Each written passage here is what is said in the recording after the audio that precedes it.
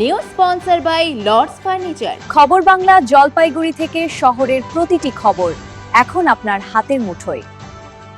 Brown sugar সহ জলপাইগুড়ি শহরের নেতাজিপাড়া এলাকা থেকে এক ব্যক্তিকে গ্রেফতার করল জলপাইগুড়ি কোতোয়ালি থানার পুলিশ।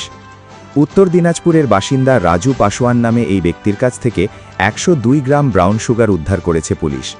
প্রাথমিক তদন্তে পুলিশ জানতে পেরেছে মাদক পাচারকারীদের ক্যারিয়ার হিসেবে কাজ করত এই ব্যক্তি।